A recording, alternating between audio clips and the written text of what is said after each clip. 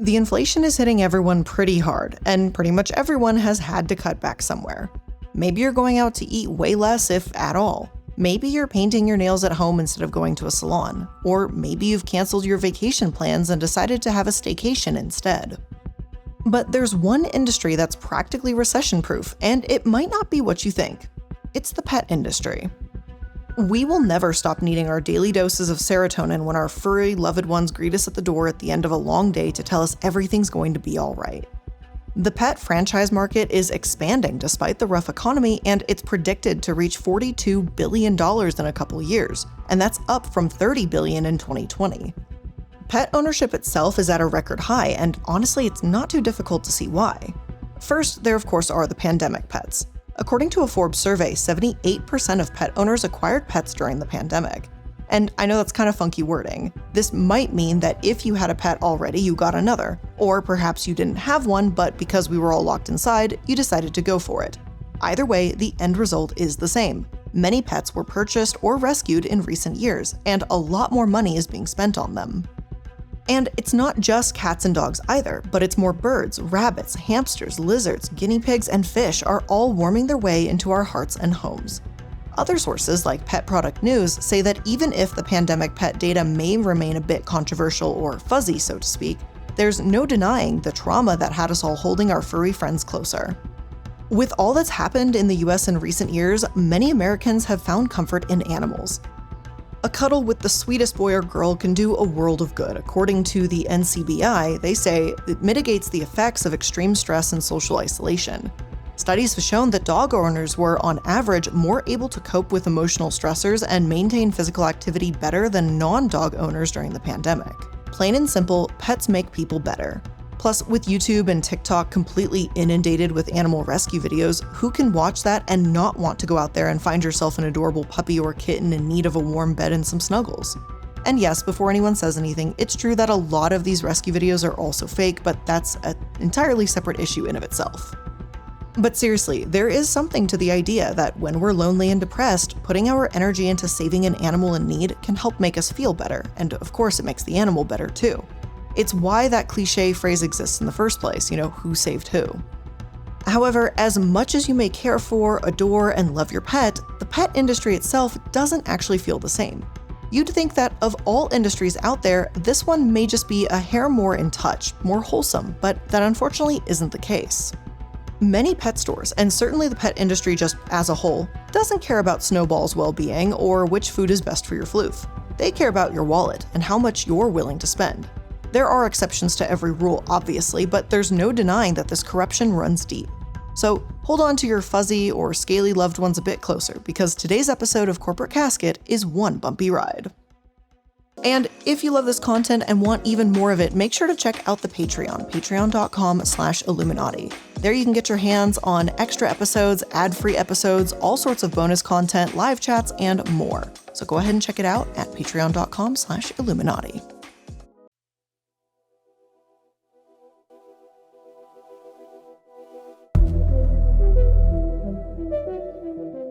Please note that this episode will mention animal abuse extensively within the first two sections. You can feel free to skip ahead if you're not in the right place to hear about those things at this time. But with that being said, let's get into it. So let's go ahead and start with the root of it all. Where are pet stores getting their pets? A local pet shop or even a big chain may have minimal control over how the food and toys they sell are manufactured. It's true that they should still research a product before putting it on the shelves, but you'd think that any shop would take extreme care to know where their animals are coming from. After all, you're not giving someone a book or clothing for the latest fashion trend. This is a living being, someone's next family member.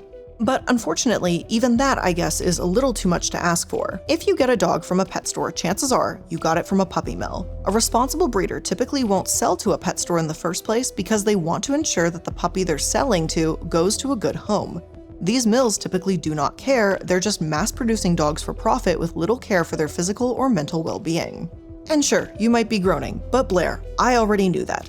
Everyone knows you're not supposed to get a dog at the mall, and clearly some people do, or these stores wouldn't exist anymore, but I digress. You're probably thinking that buying at a local, long-standing pet store might be better. They've got a reputation to uphold and better connections. Except that's also not always the case either. A couple of years ago, a pet store that was established in 1954 was investigated by the Humane Society. The New York City store claimed they believed in, quote, providing healthy and happy pets to clientele from around the world. However, the undercover investigator documented sick and dying puppies being stored in side rooms and the basement so that customers couldn't see them. The investigator did ask management to take one especially sick golden doodle puppy to a vet. She wasn't even eating on her own, but they refused. Quote, the dog died after being left in the store with only intermittent, inadequate care for about 24 hours between Thanksgiving morning and the next day. These are the kinds of stories that make my blood absolutely boil and break my heart at the same time. Even at a shelter, dogs can pass away, and I'm not going to pretend that that doesn't happen. Dogs get sick, they can die suddenly, and they might be born with a condition that just can't be helped. It is tragic, and it does happen. But in this case, the pet store literally couldn't be damned to try and get this dog some real help. They didn't even bring the golden doodle home over Thanksgiving to try and keep her nearby just to get her to eat. They didn't rush to an emergency vet when she stopped eating, or even book her an appointment to see one as soon as possible. They just let it happen. There's ultimately no excuse for this. New York's Lexington Avenue American Kennels is now closed, and may the people who ran it feel a fraction of the pain they caused to the masses of puppies that went through their doors. And for New York, there's a semi-happy ending here, because the state has banned the sale of cats, dogs, and rabbits at pet stores to try and curb these mills. This is going to take effect in 2024 and ban breeders from selling more than 9 animals a year. But now that puppy mills have effectively gone digital and can find their customers online, I'm not sure how much this ban will actually truly do. Others argue it won't really hurt the bad guys, but it will harm the supposed good ones. But by 2024, Selmers and other pet stores in New York will no longer be able to sell dogs, cats, and rabbits. It's something Jessica Selmer has been fighting for years as the leader of a coalition of pet store owners called Puppy. This law will put at least 80 small businesses out of business. That's going to include 1,500 plus jobs in the state of New York. That's going to include the rundown of groomers, trainers, veterinarians. Truthfully, it's hard to say how much harm a ban like this can prevent without doing unneeded damage to people that truly want the best for animals. Maybe it'll push people to move towards rescues, or maybe it will move more towards shoddy websites to, get the exact dog that people are after, and they're going to just be more willing to take that risk. Ultimately, it's hard to say what's going to happen right now until we unfortunately watch and see. Now, some states have put similar bans in place, California being the first to do so, but other states can't move fast enough to try and do the same. One of these bills actually failed in Colorado, but has undergone serious changes. Indianapolis only just moved to ban the retail sale of dogs this past March, and now the state may intervene. And it's not just dogs, cats, or rabbits either. Reptiles, birds, and rodents are also sourced from mills. It might be really tempting to walk into a pet store, big or small, and say that you're rescuing an animal when you take it home, but the reality is that you're actually keeping these mills in business. And as demand goes up, living conditions for the animals go down. Birds are often severed from their parents too soon. Birds have barren cages without proper stimulation, and many of them will even chew or pluck their own feathers to cope with the stress. Rats will arrive to the pet store dying of starvation, dehydration, or severely injured because of how they're shipped. For convenience, of course, and not comfort. Hamsters and other rodents may have poor genetics because of the breeding, and their stress can trigger serious health conditions. Need I continue? I think the point is made. But it is the same with dogs, cats, lizards, fish. Pretty much name an animal a pet store sells, and there's probably a terrible mill behind it. If there's profit to be had, that's what matters to them. But what about how these animals are treated once they are in a pet store? Maybe owners simply don't know what to do with all the sick animals from these mills, but surely they treat the animals they sell with care, right? They try to keep them happy and healthy, right?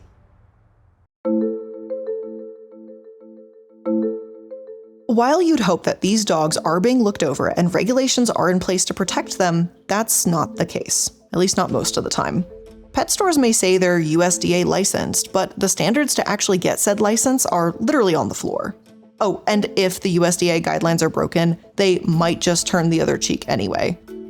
Inspectors have been historically discouraged from reporting the poor welfare of animals, their job, in favor of, business interests. And as for saying they're AKC registry, it's kind of the same story. This registration or documentation means virtually nothing. It doesn't guarantee the health of a puppy or that they've even been treated well. Honestly, any AKC paperwork at a pet store probably isn't worth the paper it's printed on. I've got an entire episode about them separate from this, so I'm sure you can gather how I feel about them. Without any real regulation in place, this leaves it up to the pet stores to regulate themselves, and as you can guess, that's not going to go so well. Back in 2015, it was uncovered that one particular shop, American Breeders, Puppies and Kittens, had some sinister things going on behind closed doors. Connecticut State Animal Control brought 3 accusations against the store, each one more terrible than the last. For starters, the pet store owner, Richard Doyle, transported a Shih Tzu puppy between locations and never gave them proper care or treatment for coughing, vomiting, and diarrhea. That dog was eventually put down. Second, a critically ill kitten was confined and basically left to suffer until they too were eventually put down. And third, Doyle performed unlicensed surgery on a mastiff. The surgery was to the dog's eye, and once complete, the poor animal suffered from severe bleeding.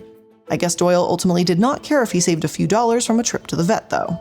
Not only that, but NBC alleged that Doyle performing surgeries on animals was routine, and he'd order his high school-aged employees to administer injectable medications and intravenous fluids to mask diseases, not to cure them. This way, sick animals might seem healthy to the public, even when they clearly were not. Here's a quote. Doyle would then lie or ask his young employees to lie to the inspecting veterinarians regarding the illnesses so the veterinarians would not mark the animals unfit for sale. Now, eventually Doyle was arrested on a series of animal cruelty charges. Other pet stores, such as Tim's Reptiles and Exotics in Kentucky, have had lizards, snakes, hamsters, rabbits, and a whole variety of pet living in conditions worthy of a name House of Horrors. That's what the Humane Society and Burnside Police called it, as they found rodents with no access to fresh food or water, enclosures covered in spider webs, and turtles living in algae-infested water. Apparently, turtles and guinea pigs were even living in the same enclosures, too.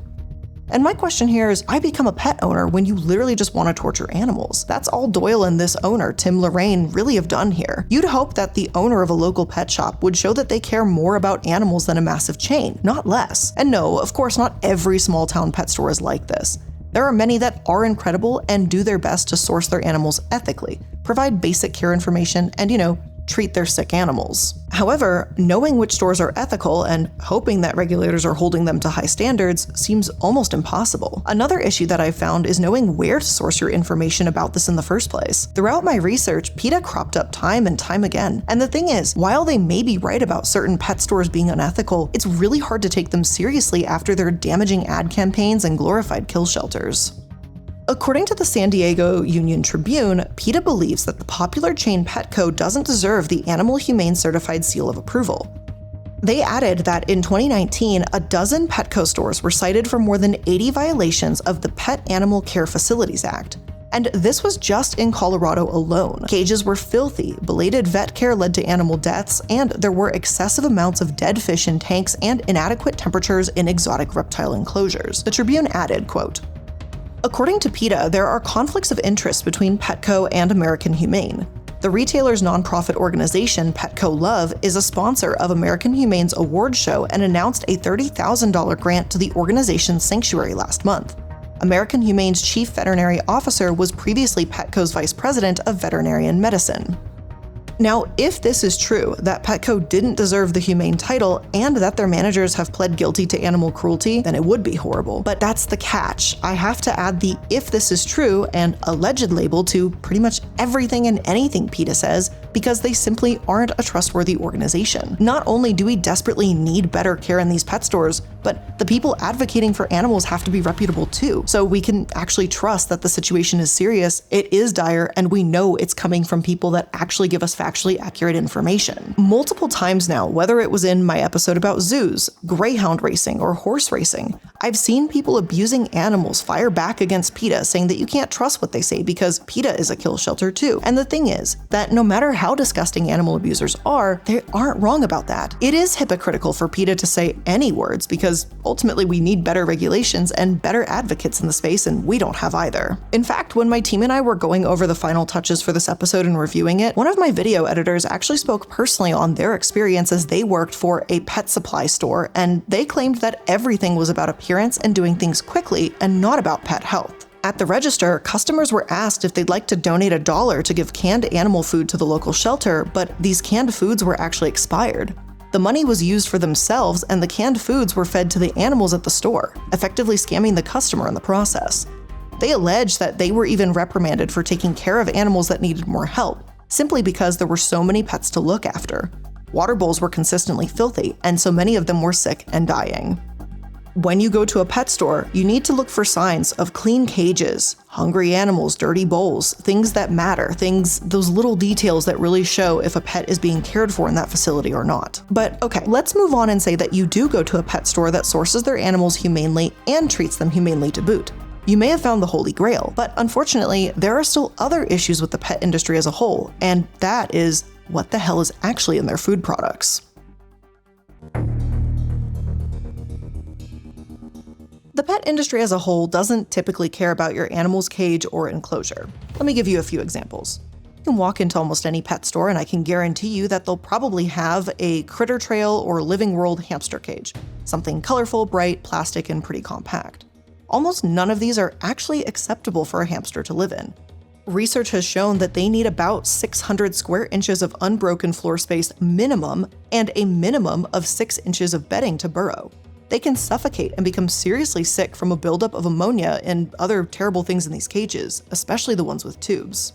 You'll probably see fish bowls too, or pictures of goldfish or betta fish kept in aquariums that are maybe a gallon at most. PetSmart's website shows a betta fish in a measly 1-gallon tank, and Petco, the ethical one, has a betta fish in a 1.3-gallon round tank. According to them, this tiny design is meant to, quote, maximize views of your betta and accommodate their unique way of surface breathing. Because hey, getting a cool view of your fish is way more important than their well-being. And the same can be said of bird cages, guinea pig cages, ferret and rabbit enclosures. While the pet store may sell ones that are appropriate for your pet, there are many that aren't. Still, manufacturers keep pumping them out and selling them for cheap because future pet owners keep buying them.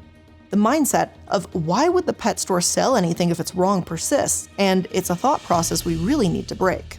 And if the lack of proper enclosures wasn't enough, many pet stores themselves aren't safety tested whatsoever.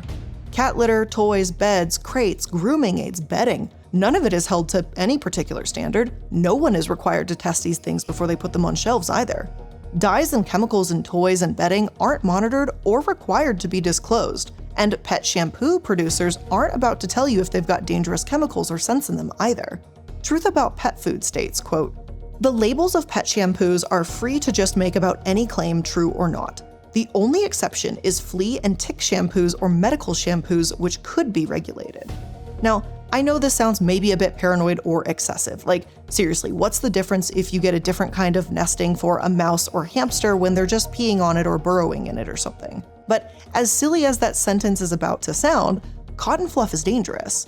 The long fibers can actually get wrapped around a rodent's feet, teeth, or body. Something as simple as that, as cotton fluff bedding can do harm. Many mom and pop shops or independent stores do their research on these products, but again, not all of them do. The burden here is ultimately on the consumer to do homework about everything pertaining to their new furry friend, and I do mean literally everything. And aside from bedding and the basics you might need, there's also the food to think about. The FDA has found melamine-related compounds in animal feed before, melamine being an industrial chemical. Chickens, pork, fish, and eggs from animals that eat the contaminated food won't pose a health risk for humans, but when this chicken and pork is found in treats, kibble, and canned pet food, then it can be a serious problem. In 2007, 14 animals died from Menu Foods' routine taste trials. They developed kidney failure after certain cuts and gravy-style dog and cat food was fed to them. Years and years later, even more deaths occurred when Midwestern pet food allegedly violated numerous food safety regulations. The FDA's inspection found aflatoxin, a poisonous substance produced by molds that seemed to lead to 130 deaths and 220 illnesses in the dogs that ate this food. Quote, "The inspections took place at 4 plants after the company recalled several products, including its sports mix dry dog food. After the inspection, the FDA found 558 parts per billion of aflatoxin in the food. The limit of aflatoxin dry foods is 20 parts per billion. There was salmonella found too because, of course there would be, and Midwestern was said to have done little to prevent any of this from happening. That's what sickens me the most about this entire thing, ultimately, is just the lack of care. Contaminations do happen, and it can happen in pet food too. I don't want to label every accidental death as a malicious poisoning. However, Midwestern was allegedly neglectful to the point of malice. They knew that what they were doing was dangerous. They knew it could have serious consequences, but they merely went on their way labeling products as nutritious when it was, in fact, deadly. Even if the food isn't deadly, it could be downright unnecessary for your pet too, like crude ash filler. And no, it isn't literal ash, and it can be beneficial in some amounts, and by some amounts, I mean small amounts. However, there are some products that have just a ton of it, meaning that there is a lot of ground up animal bones, but not actual protein or vegetables and digestible ingredients. Other terrible, if not fatal products include pet store bones, which are often real animal bones that are processed to make them dry or add flavoring. According to the FDA, these treats have caused at least 15 dog deaths and symptoms like choking, vomiting, rectal bleeding, wounds in the mouth, and blockages in the digestive tract. What a treat indeed. Like with Midwestern, lawsuits have been filed around this matter too, but it's not enough to stop this from happening entirely. It's not hard to find dog bone treats in pet stores. Midwestern is still in business, and recalls or withdrawals of pet food happen all the time because of salmonella, lead, or aflatoxin. It's pretty sad that one of the most serious lawsuits I've seen in recent years is Jack Daniels suing Bad Spaniels, a dog toy, for trademark infringement. So, cool, we care about dog toys if they look like a whiskey bottle, but if they're a choking hazard, anything goes? Is there anything we can even do about this? Well, before we continue on to try and talk about some of the change that maybe can start occurring in this industry, let's take a quick moment to thank today's sponsors. Let's take a moment to check in with ourselves. How would you rate your relationship with yourself lately? Whether you're feeling confident and want to explore your innermost desires further, or maybe you could use a little boost in some self-love. Well, Dipsea's sexy audio stories are here to help. And that's because Dipsea is an app full of hundreds of short, sexy audio stories designed by women for women. They bring scenarios to life with immersive soundscapes and realistic characters. And new content is released every single week. So in between listening to your favorite stories again and again, you can always find something new to explore. They also have soothing sleep stories, wellness sessions, and sexy stories you can read if that's your bag too. And I really enjoy the sleep stories because I have so much trouble sleeping, so it is genuinely very relaxing, by the way. So let Dipsea be your go-to place to spice up your me time, explore your fantasies, relax and unwind, or heat things up with a partner. And for listeners of the show, Dipsea is offering an extended 30-day free trial when you go to dipseastories.com/casket. That's 30 days of full access for free when you go to dipseastories.com/casket. dipseastories.com/casket. From the gas pump to the grocery store, your utility bills, and favorite streaming services, inflation is just about everywhere. Like, seriously, please, make it stop. Thankfully, there's a company out there that's giving you a very much needed break, and it's Mint Mobile. As the first company to sell premium wireless service online only, Mint Mobile lets you order from home and save a ton. They have phone plans starting at just $15 a month. Now, I've been using Mint Mobile for over 2.5 years at this point. We're going on 3 at this point, honestly. And it has been an absolutely amazing experience. And I mean, I can say that I've literally used them for years at this point. The service is always great. Customer service, if there's ever been a problem, is super easy and understanding. And it's super easy to manage my bill all on their little app on my phone. And it gives me little updates every month when the month has refreshed. So for people looking for extra savings this year, Mint Mobile offers premium wireless starting at just $15 a month. All plans come with unlimited talk and text and high-speed data delivered on the nation's largest 5G network. You can use your own phone with any Mint Mobile plan and keep your same phone number along with all your existing contacts. So to get your new wireless plan for just $15 a month and get the plan shipped to your door for free, make sure you go to mintmobile.com/casket. That's mintmobile.com/casket. Cut your wireless bill to $15 a month at mintmobile.com/casket. I think by now it's pretty clear that the pet industry needs some serious help. I think that's not really up for debate. I think that's a big point we can all agree on. But bit by bit, change is coming. The pet food industry has agreed to more regulation, even if it may take a few years. And while laws vary from state to state, manufacturers intend on operating under one federalized system. This still seems a ways off from happening, and although it sounds great on paper, consumers still have questions, and rightfully so. Can the FDA actually handle this task? I've often joked that if the FDA steps in, that's how you know you've messed up pretty badly, because all too often the law does not step in until things are too late. And here's another question.